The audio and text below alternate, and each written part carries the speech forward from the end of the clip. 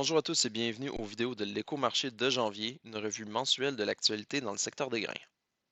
Le rapport de Loisier sur l'offre et la demande des grains a été haussier en raison de la baisse de la production américaine de maïs et de soya. Toutefois, Loisier prévoit une plus grande compétition dans le marché de la fève et une diminution de la demande chinoise. La Russie et les Nations unies ne sont toujours pas parvenus à une entente sur les exportations d'ammoniac par pipeline jusqu'à un port ukrainien en mer Noire, même si celle-ci semblait imminente en décembre dernier.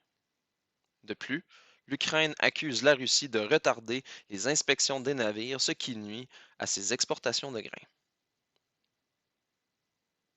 La demande chinoise est préoccupante en raison de la remontée des cas et des morts dus à la COVID-19 causée par le relâchement des mesures de confinement.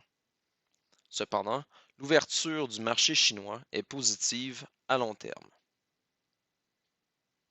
Au Brésil, les pluies ont causé un retard du battage du soya et des semis de maïs safrina, mais pour l'instant, ce n'est pas encore inqui- euh, inquiétant. L'Argentine a finalement reçu des pluies lors de la deuxième moitié du mois de janvier, ce qui est venu calmer le stress lié à la sécheresse. Cependant, davantage de pluies seront nécessaires pour corriger les impacts de la sécheresse.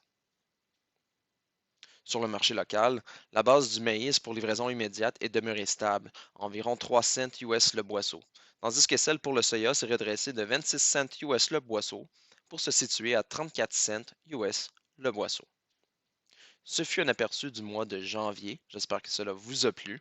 Si vous voulez lire notre texte complet, je vous invite à le consulter sur notre site internet au www.pjq.ca. Je donne rendez-vous dans un mois pour l'édition de février.